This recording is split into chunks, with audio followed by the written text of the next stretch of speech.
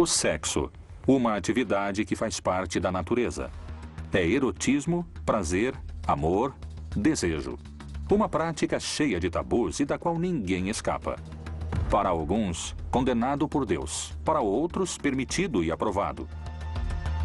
O que diz a Bíblia sobre a prática da sexualidade? O sexo dá prazer. E o prazer dá poder. A matéria é má. E, portanto, o corpo também é mau. E se o corpo é mau, o sexo também é mau. A doutrina católica sempre mencionou o sexo como uma dupla finalidade. Não só uma finalidade reprodutiva, como também uma finalidade unitiva. Como surgiu a história que sugere que a mulher mais próxima de Jesus era uma prostituta da época? Os evangelhos nunca mencionam que Maria Madalena era uma prostituta. Jamais. Jamais. Jesus poderia ter tido filhos? Existiriam descendentes do Filho de Deus entre nós hoje? Tudo tem a ver com sexo, exceto o sexo. O sexo tem ligação com o poder. O que a Bíblia contém sobre a relação dos homens e mulheres com o sexo? Os textos sagrados realmente condenariam a homossexualidade? Que condutas sexuais tiveram as mulheres que, segundo a Bíblia, pertencem à linhagem de Jesus? Maria era realmente virgem? Sexo sagrado, condenação, consentimento, tabus e misericórdia.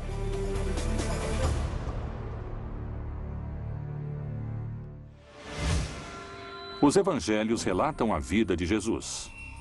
Os apóstolos são fundamentais nessa parte da história. Todavia, uma mulher ocupa um papel de importância singular na vida de Cristo: Maria Madalena. Que mistério há por trás da relação entre ela e Jesus?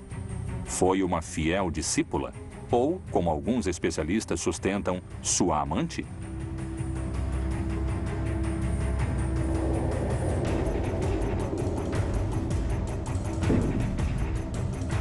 Se o Filho de Deus viveu sua vida como ser humano, pode tê-la passado sem sexo? Podemos entender que Jesus era a favor de uma sexualidade plena, livre e baseada no grande mandamento de Jesus, que era o amor. A fase da adolescência normalmente envolve um grande despertar de sentimentos sexuais.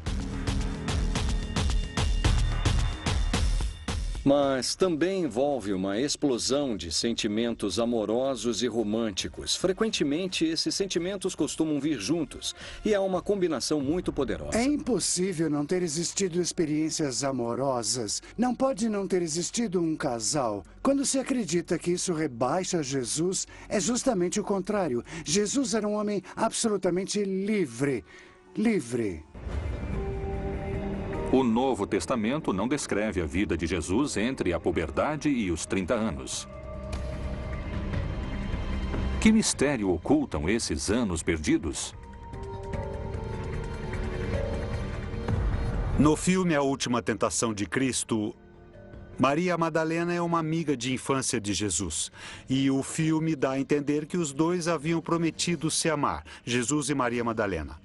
Quando Jesus foi chamado por Deus para uma missão especial, então ele tem que abandonar essa ideia de viver com Maria Madalena e depois Maria Madalena queixou-se a ele. É possível, eram aldeias muito pequenas e muito próximas. Maria Madalena foi excluída dos textos bíblicos. Ela teve um papel importantíssimo dentro de toda a comunidade que esteve com Jesus. Ela é quem está com Jesus na ressurreição, está presente. E isso indica uma relação muito forte entre os dois. Entre as discípulas de Jesus que aparecem no Novo Testamento, um lugar especial ocupa Maria de Magdala.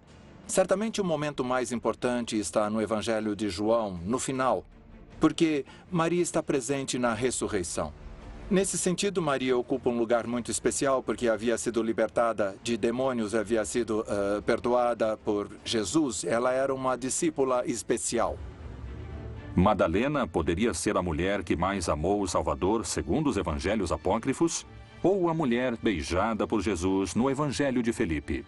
O Evangelho de Felipe tem textos muito polêmicos para o cristianismo de hoje, porque diz textualmente: que a companheira do mestre se chamava Miriam e nasceu em Magdala, ou seja, Maria a Madalena. Que mistério guardam esses evangelhos que ficaram ocultos durante 18 séculos?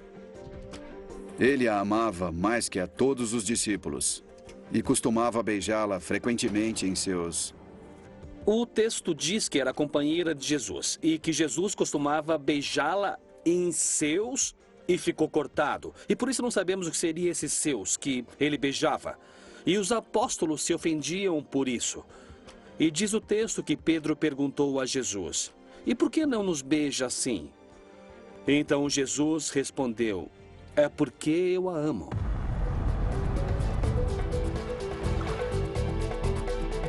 Que segredos esse evangelho continha sobre a vida sentimental de Jesus para ter sido ocultado durante 1600 anos? Talvez o evangelho de Maria Madalena possa dar a resposta.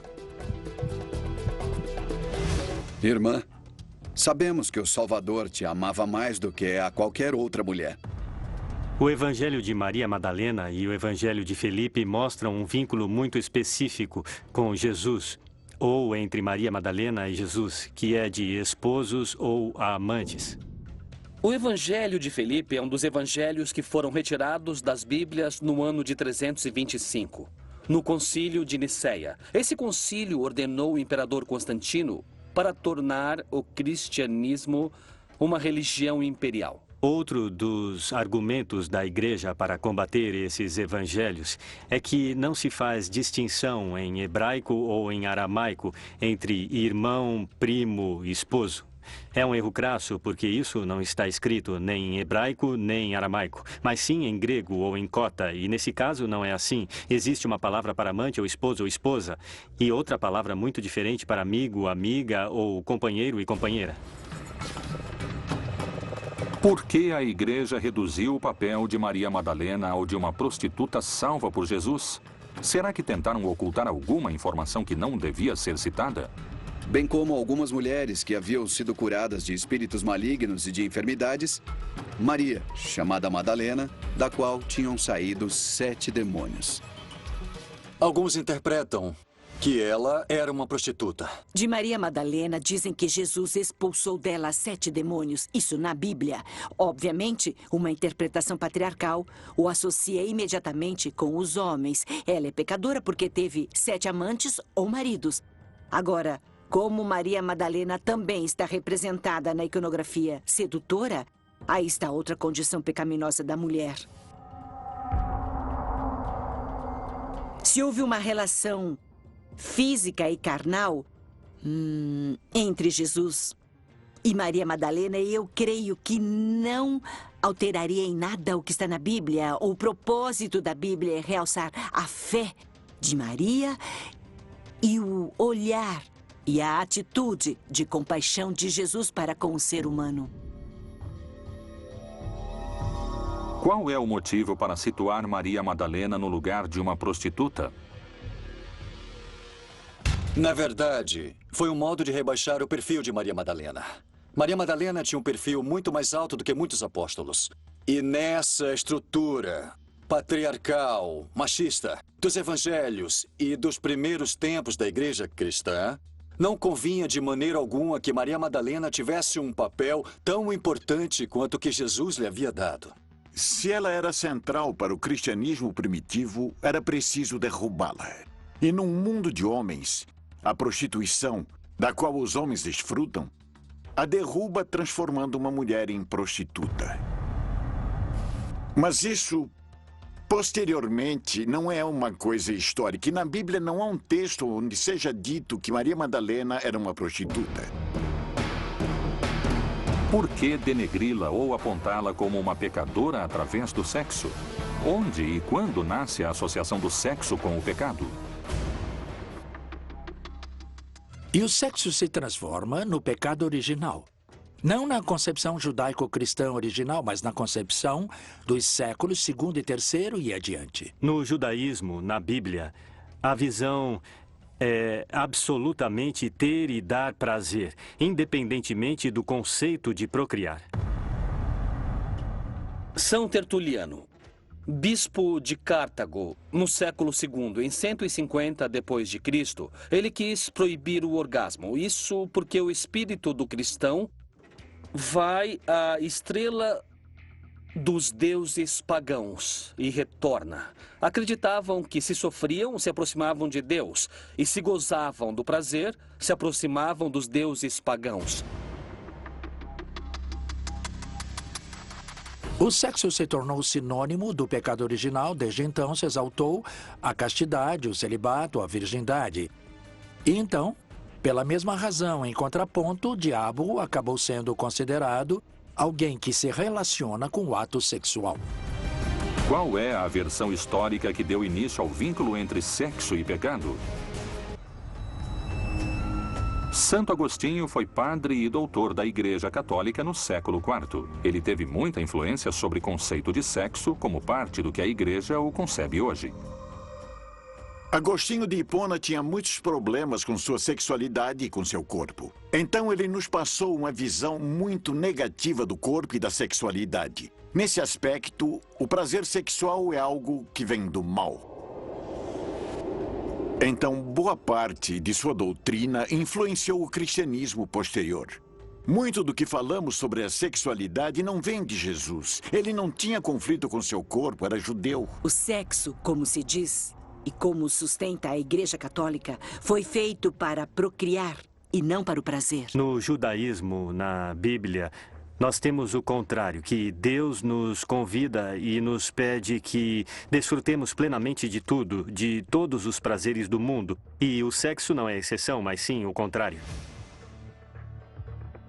O pecado, o sexo, a relação entre Maria Madalena e Jesus continua sendo motivo de debate. Segundo alguns pesquisadores, o papel dela como apóstola foi silenciado através do conceito de sexo como pecado. Inclusive, alguns vão mais além e falam de sua vida sexual ativa com Jesus. Essa relação poderia ter gerado uma descendência do Messias?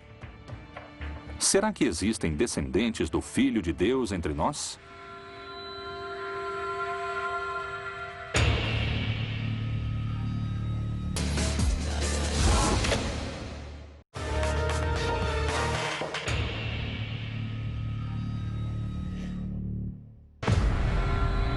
Segundo alguns pesquisadores, a relação entre Maria Madalena e Jesus foi mais além do amor espiritual e pode ter deixado descendentes fruto das relações sexuais entre ambos. Talpiot, um bairro de Jerusalém, 28 de março de 1980. Um grupo de pesquisadores cava a terra para colocar os alicerces de um edifício e encontra uma antiga tumba. Que mistério estava enterrado nesse sepulcro? Não se publicou nenhum artigo sobre os restos em nenhum lugar. Eu disse, há 6 nomes, inscrições, que se encontravam junto aos restos que eram muito incomuns. E alguém teria que ter percebido como eram incomuns. E 5 desses 6 nomes tinham uma conexão óbvia com a família de Jesus de Nazaré. Miriam, Maria, Yeshua, Ben-Sho Yosef, não Ben-Sho Ruben ou Ben-Sho Moisés, mas Ben-Sho Yosef. E Yehudá, Ben-Sho Yeshua. Não tem nenhuma conexão bíblica e, de repente, vemos uma nova figura na família bíblica. Temos, de repente, um Yehudá, filho de Jesus, de Yeshua. Os diretores do laboratório de Lakehead, em Ontário, Canadá, fizeram uma análise do DNA dos restos encontrados e determinaram que os tecidos das ossadas de Jesuá, Mariamene e Mara não estavam relacionados. Não eram irmãos, nem mãe e filho, ou pai e filha. Um ponto que esqueci de mencionar é que 10 ossadas foram descobertas na tumba de Talpiot, mas somente 9 se encontram hoje no Museu Rockefeller. Uma ossada, a 10ª ossada, desapareceu em condições muito misteriosas. A descoberta da suposta tumba de Jesus suscitou a hipótese da existência de Judá, filho do Messias, com Maria Madalena. Mas não é a única teoria a respeito da descendência de Cristo. Uma corrente de pesquisadores afirma que Maria Madalena teve um filho e sua descendência foi ocultada do mundo. O fato de que Jesus e Maria Madalena tiveram filhos deveria ser visto como algo normal e saudável, claro, porque o que há de mais normal neste mundo é formar uma família e ter filhos, é engendrar filhos. O Santo Graal é a taça em que Jesus converte ou dá seu sangue para os apóstolos beberem. Mas, na verdade, o que Jesus deixa para a comunidade é sua descendência com Maria Madalena. E então o Santo Graal é, na realidade, a matriz. Jesus teve uma vida normal. Eu quero dizer, ele também se casou e teve filhos. Por que se nega a possibilidade de que Cristo tenha deixado descendentes? Por que razão esse conceito se mantém até os dias de hoje? E qual é sua relação com o celibato? O celibato é muito importante, tanto por nos esforçarmos para nos parecermos com Jesus, quanto por ter a disponibilidade para poder servir a Deus. É a oferenda da própria vida. Não há um vínculo teológico imediato entre o ministério sacerdotal e o celibato. É uma discípula assumida pela Igreja Latina. O conceito de que a religião é vista como uma inimiga da sexualidade baseia-se na ideia de que a sexualidade é sempre boa. Creio que é melhor dizer que a sexualidade é como a energia nuclear. Tem muito potencial para ser boa e canalizada e bem aproveitada, como também pode ser destrutiva. A sexualidade pode arruinar vidas, destruir indivíduos e arruinar famílias. O papel tradicional da religião tem sido canalizar a sexualidade para relações amorosas e saudáveis dentro de todas as famílias. Às vezes fez isso com êxito, outras vezes não, mas fez com as melhores intenções. O solteiro cuida das coisas do Senhor, em como há de agradar ao Senhor. Mas o que é casado cuida das coisas do mundo, em como há de agradar a mulher. A recomendação de Paulo na primeira carta à Igreja de Corinto é ser conveniente que aqueles que decidem se dedicar ao sacerdócio não se casem, para evitar perseguições à sua família e evitar dores maiores, e também ter a liberdade de exercer um ministério itinerante que tinha uma missão de conquistar, no sentido evangélico, todo o mundo conhecido, o que trazia uma quantidade de responsabilidades e riscos que não combinavam com a responsabilidade de ter uma família. Como eu vivo a norma do celibato como uma oportunidade de liberdade e consagração maravilhosa, porque nos abre a possibilidade de nos relacionarmos com todos os seres humanos a partir de uma liberdade particular, como pastores, precisamente como sacerdotes, como ministros do Senhor. E, num nível muito prático, me dá uma grande liberdade. Não tenho que me responsabilizar por uma esposa, por filhos, mas, ao mesmo tempo, me dá a oportunidade de me relacionar profundamente com os demais. O celibato provavelmente é possível para os que têm uma natureza sexual não tão forte, mas para os que têm uma natureza sexual muito forte, seria quase impossível ser celibatário. Um homem solteiro e que não faz sexo pode compreender de melhor maneira os problemas do espírito? Não teria que ser obrigatório. Teria que ser um celibato livre. E quem diga esse é meu estilo de vida, quero me dedicar, e quem diga não é meu estilo de vida, eu prefiro uma família, todos eles seriam bons sacerdotes. O que importa para a igreja no celibato não é tanto a atividade sexual dos sacerdotes, mas sim a ideia de perder poder a partir das heranças. A herança implica direitos a particulares que tiram poder da igreja, e acho que a revolução que Francisco está fazendo vai levá-lo a se deparar com essas questões, com o tema do sexo como um componente natural do homem. E Francisco está atento a isso, e creio que ele vai ter que abordar o tema do celibato, que é algo que não aparece na Bíblia, por mais que se procure. E é isso que faz com que um sacerdote católico tenha tantas dificuldades na hora de entender o que é uma família, porque ele não sabe o que é.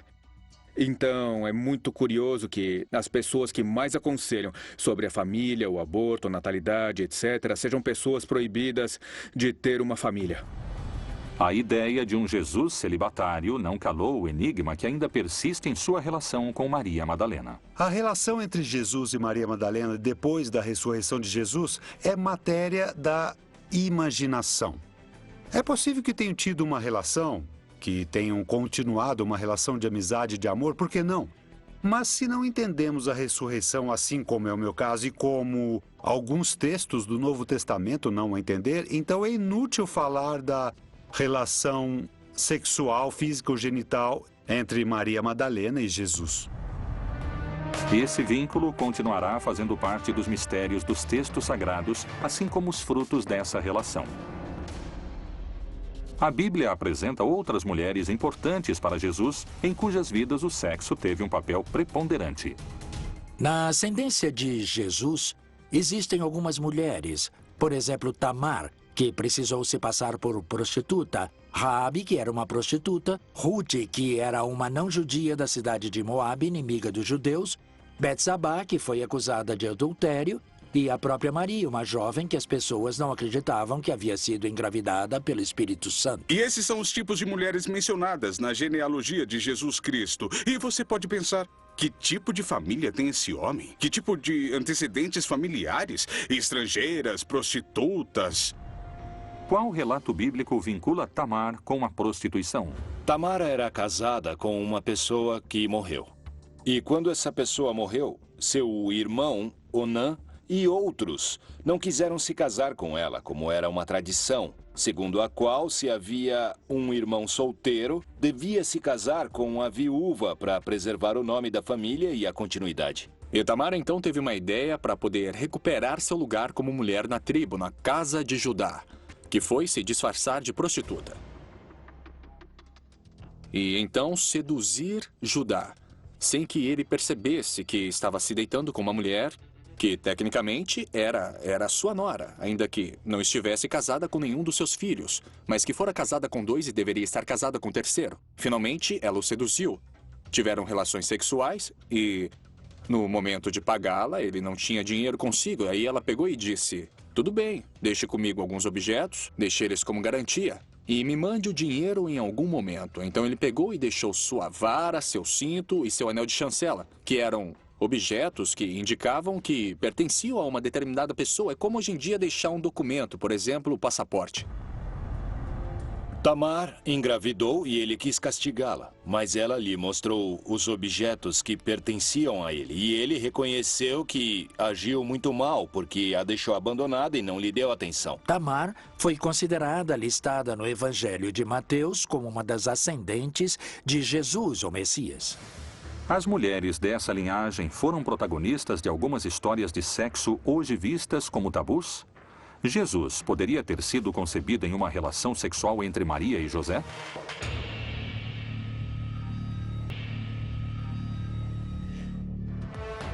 O vínculo entre Jesus e Maria Madalena e a construção de sua imagem como prostituta continuarão sendo motivo de discussão.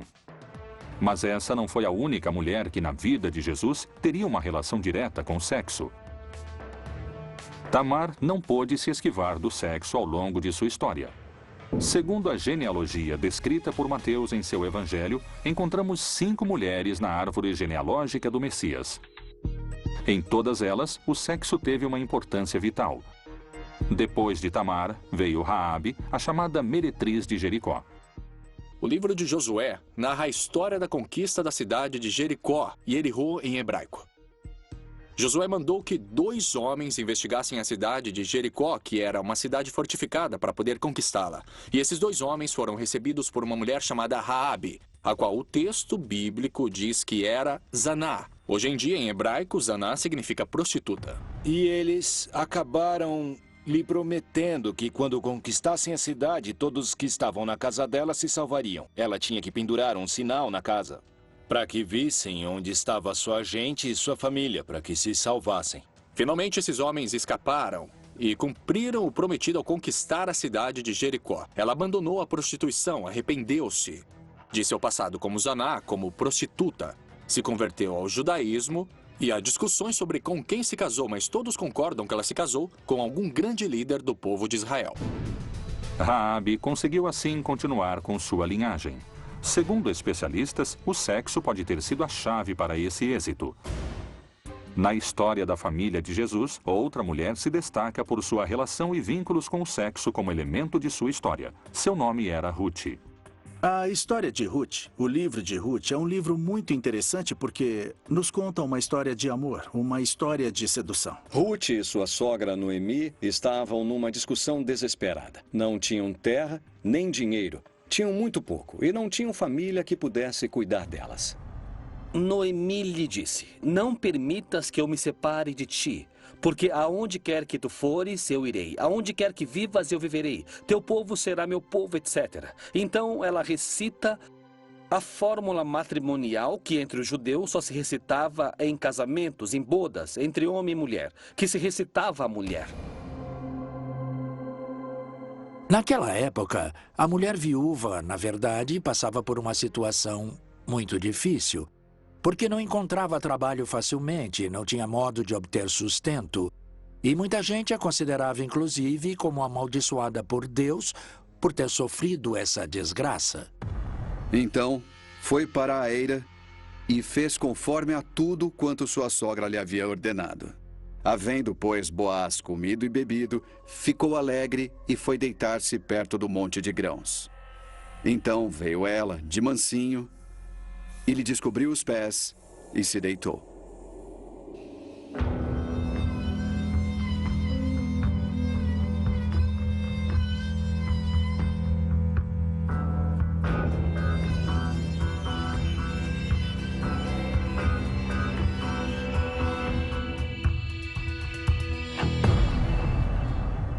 Quando Ruth se aproximou desse parente distante chamado Boaz, buscando o matrimônio no campo durante a época da colheita de trigo, ela lhe descobriu os pés, indicando para este parente que ela já estava disponível. Essa ação está relacionada tanto com o fato econômico como romântico. Ela lhe está dizendo: por favor, cuide de mim. Ela não ofereceu favores sexuais a Boaz. Ela indicou que estava disponível para ele, que estava interessada e, basicamente, lhe rogou que cuidasse dela, casando-se com ela. Noemi sabia que Ruth podia ser apedrejada se não tivesse filhos. Então, lhe pergunta: de quem você gosta? E ela disse: gosto dele. Ela teve um filho com Boaz e voltou a viver com a sogra. E já não podiam matá-la porque era fértil, mas viveram juntas a vida toda. Uma mulher idosa e uma mulher bem jovem, que era o modelo de par na antiguidade. Uma pessoa mais velha que transmitia sabedoria através da sexualidade, da intimidade, à pessoa mais nova. E mesmo não sendo judia, ela seria a avó de, ninguém menos que o rei Davi. O vínculo entre essas duas mulheres poderia ter sido uma relação de amor e sexo? Como chamamos hoje duas mulheres que vivem juntas a vida toda porque se amam? Lésbicas. Qual é o argumento dos conservadores? Eles dizem que não houve sexo, que elas viveram como freiras. Bom, isso é uma questão de interpretação de cada um, mas aí aparece uma fórmula de que, se tivesse sido homem e mulher, teríamos assumido que havia um contexto sexual ou erótico. Betsabá, a amante do rei Davi, é outra das mulheres que se destacam na linhagem de Jesus. Mais uma mulher que não pôde evitar as práticas sexuais ao longo de sua história. É a mulher que Davi viu quando nua. Ele se apaixonou por ela e mandou matar Urias para ficar com ela. E tiveram um filho que mais tarde se tornou o rei Salomão, Betsabá. Independentemente de ser adultério ou não na época em que o texto foi escrito, Betsabá foi a quarta mulher na história da linhagem de Cristo que teve uma conduta sexual que hoje seria reprovada. Para alguns, a quinta mulher é a mais importante de todas. Em sua história, o sexo também está presente, ainda que por sua ausência. Segundo o relato, ela não teve contato carnal, concebeu sem sexo, era imaculada. Qual é o verdadeiro mistério que se esconde por trás da Virgem Maria? A Virgem Maria é o protótipo da mãe, é a mulher imaculada. A prostituição implica em sujar alguma coisa, não é? É a palavra prostituição, é o sentido da palavra, enquanto que a virgindade implicaria na fidelidade. E entrando o anjo onde ela estava, disse: Salve, agraciada, o Senhor é contigo, bendita és tu entre as mulheres. A anunciação como acontecimento que tem Maria como personagem encontra-se no Evangelho de São Lucas. O texto narra que Maria estava em um lugar que se encontrava normalmente em Nazaré. E então se fez presente o arcanjo Gabriel, que começa um diálogo com Maria. Ele a chama, diz que é bem-aventurada e que ela foi eleita para ser a mãe de Deus. O anjo espera uma resposta. Ela, surpresa, pergunta como poderia ser isso. E, quando entende de alguma maneira o mistério que está por acontecer, ela diz, de acordo, que se faça o que me disseste. E o anjo se retira da sua presença e Maria estava grávida. Maria foi realmente uma mulher virgem? Ou existem teorias que contradizem essa crença?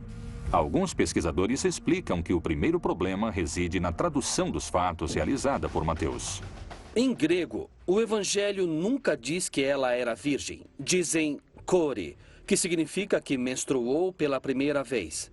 Menstruada, o que se traduzia no espanhol antigo como donzela. A donzela era uma púbere, não necessariamente virgem, muito menos nessa época, em que aos 12, 13, 14 anos já estavam vivendo a metade de suas vidas.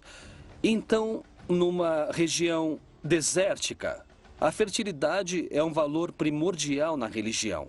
Que todo sêmen seja fértil, disse Isaías. A profecia de Isaías, que fala de uma virgem, está na primeira parte do livro de Isaías. Na verdade, no sentido direto, no sentido literal, não fala de uma virgem, fala de uma jovem mulher. Essa jovem mulher não necessariamente era virgem. No entanto, a leitura que o Evangelho de Mateus faz dessa citação é uma leitura em que já se integrou essa citação como um anúncio de virgindade. Segundo a Bíblia, sem essas 5 mulheres, Jesus não teria nascido. Todas elas protagonizaram histórias que têm o sexo como verdadeiro protagonista. O Novo Testamento diz que esse tipo de mulheres foram a ascendência familiar de Jesus. Mas a Bíblia não as condena, nem as assinala como pecadoras. Porque parece que em outras passagens ela o faz com as prostitutas, as adúlteras ou inclusive com a homossexualidade. O que diz a Bíblia sobre esses temas de enorme controvérsia ao redor do mundo? No capítulo 2, Deus fala com Adão, o primeiro homem. Ele dá uma mensagem que gerou uma infinidade de interpretações e de debates. Não tendes lido que aquele que os fez no princípio, macho e fêmea, os fez e disse, portanto, deixará o homem pai e mãe, e se unirá à sua mulher, e serão 2 numa só carne?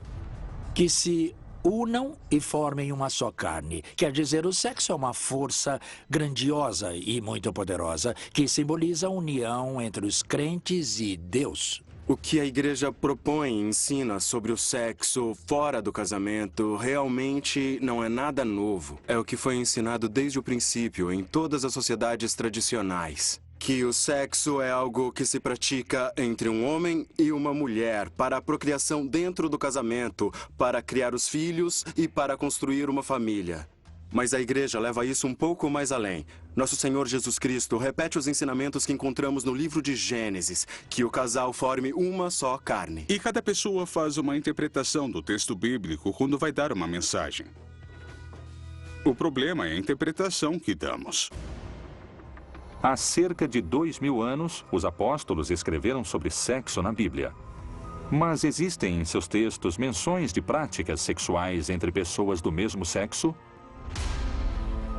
Homens com homens, cometendo torpeza e recebendo em si mesmos a recompensa que convinha ao seu erro. Aparecem uma série de proibições que estão ligadas com, digamos, o que seriam as estruturas familiares, como chamam os antropólogos. Quais são os tabus que constituem a família e qual a relação é permitida e qual a relação não é permitida. É expressamente proibido o coito entre 2 homens. Fica claro que daqui saiu muito da cultura ocidental uma crítica à homossexualidade, principalmente a masculina. Alguns dizem que Jesus teve 2 apóstolos gays, São Felipe e São Bartolomeu, e que havia rituais católicos para casar gays e lésbicas, ainda vigentes no século IX e no século X, que hoje estão escondidos no mosteiro beneditino em Grottaferrata, no sul de Roma, na Itália. Os homens que iam para a guerra passavam longas temporadas fora de casa. e não podiam estar com uma mulher, então levavam um adolescente para terem relações com eles. Não eram seus namorados, não eram seus amantes, simplesmente eram seus escravos sexuais. E Paulo reagiu diante dessa situação.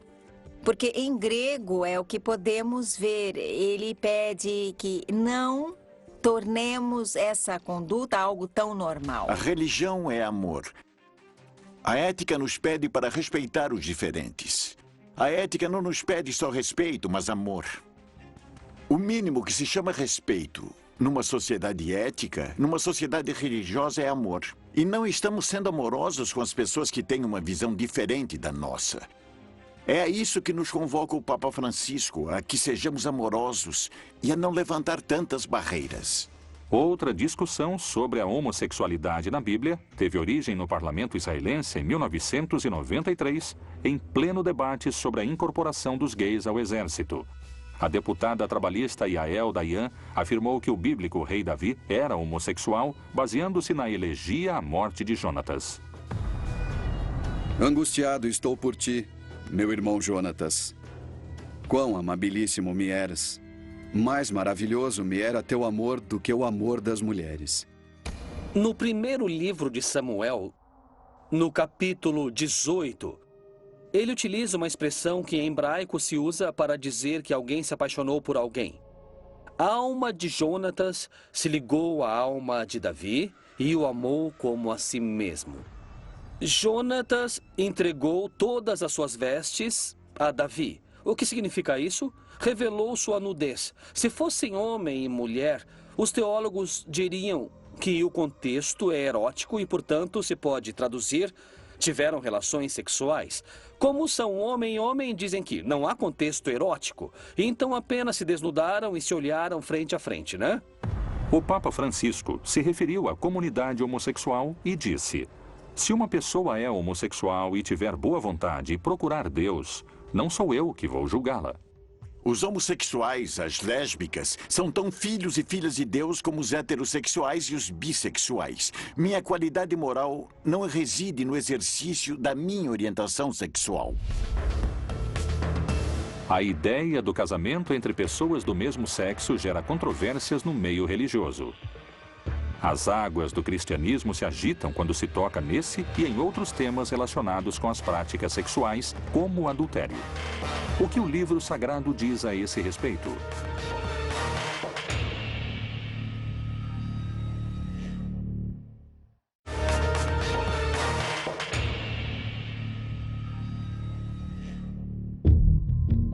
Os heróis da Bíblia parecem ter sido, antes de tudo, seres humanos, com as mesmas necessidades e escolhas sexuais que qualquer cidadão da atualidade. O adultério é uma prática sexual condenada pela Bíblia? Que histórias a palavra de Deus relata sobre esses temas? E tinha 700 mulheres princesas e 300 concubinas. E suas mulheres lhe perverteram o coração. Salomão realmente foi considerado o rei mais inteligente e o mais sábio. E a Bíblia diz que um rei, isso naquela época, era o dono de tudo e tinha muito poder, e se chegava a ter muitas mulheres. Diz que não pode fazer assim, que não deve exagerar e ter mulheres demais, para que não se separem de mim, disse Deus. O rei Salomão disse, pela inteligência que tinha, que isso se aplica aos homens mortais, não a alguém tão inteligente como eu. Se o motivo é esse, não vai ser aplicado a mim. Eu sou muito inteligente, não terei a mesma fraqueza, eu vou me manter firme em minhas convicções. E então, ele transgrediu essa limitação. Histórias de poligamia e adultério percorrem os textos sagrados. Alguns desses relatos comprometem a linhagem de várias culturas. A Bíblia relata que o patriarca Abraão se casou com Sara, que a amava muito, e que se passaram muitos anos, e ela não podia ter filhos. Ele tinha uma criada que se chamava Agar. Depois de muitos anos em que Sara não teve filhos, ela mesma lhe propôs: toma a minha criada Agar e veja se ela vai poder procriar. Ora, Sara, mulher de Abraão, não lhe dava filhos. E disse a Abraão: toma, pois, a minha serva. Porventura, terei filhos através dela. Abraão se casou com Agar e teve um filho que chamou de Ismael. E daí saiu a descendência do povo árabe. Mas como Jesus agiu diante de casos de adultério segundo os evangelhos? Aquele que dentre vós está sem pecado, seja o primeiro que atire pedra contra ela. Chegou um grupo de homens irritados que apresentou a ele uma mulher que, segundo disseram, havia sido encontrada em flagrante adultério. E foi uma armadilha para Jesus porque lhe disseram: a lei exige que essas mulheres sejam apedrejadas. E a saída de Jesus foi maravilhosa, porque Jesus reconheceu, sim, a desobediência no ato da mulher, mas lhes deu uma resposta diferente. Bom, quem está livre de pecado, que atire a primeira pedra. Então, reconheceu a desobediência, mas ao mesmo tempo abriu espaço para uma conversão e uma transformação. Por isso, no final, se aproximou e disse: ninguém te condena, tampouco eu, então vá e não peques mais. Se as atividades sexuais fora do casamento são pecado, por que em algumas passagens da Bíblia foram permitidas ou perdoadas? Que mistério oculta a condenação ao pecado sexual? O sexo é algo muito importante para as pessoas. Não sabemos exatamente o porquê, mas as instituições, as culturas, as famílias e as religiões sempre têm muito a dizer a respeito. O sexo dá prazer e o prazer dá poder. A pessoa que manda em seu próprio corpo, ou seja, tem poder sobre sua sexualidade, sobre sua reprodução, logo quer mandar em sua casa, logo quer mandar na sua rua, logo quer mandar no bairro. Então as pessoas que exercem seus direitos sexuais e reprodutivos se tornam politicamente perigosas, ameaçadoras. De fato, herege. Em grego, arestai, quer dizer escolha pessoal. Quem tem o direito de escolher, e exatamente foi isso que tornaram um pecado. O domínio do sexo, que é o domínio da fonte da vida, é muito importante para a dominação. E então a igreja impõe sobre o sexo um determinado tipo de repressão. E para isso, o modelo tem que ser um modelo que não tem nada a ver com o sexo, que está completamente livre do sexo. A igreja valoriza o sexo como um ato precioso. Um ato que envolve as pessoas de tal maneira que, ao exercê-lo, demanda uma consagração de um ao outro. De fato, é uma aspiração ao amor que marca profundamente a natureza humana. Então, é justo por essa razão que se condena também quando há desordens em seu exercício. E é essa desordem que às vezes chamam de condenação. A Bíblia, a palavra de Deus. Uma palavra que passou pelo crivo daqueles que a escreveram, daqueles que a selecionaram, das instituições e da própria história. O sexo, um ato indispensável para a concepção da vida. Para alguns, um dom de Deus. Para outros, a encarnação do diabo e um dos pecados mais condenados. O sexo está presente no livro sagrado em todas as suas formas.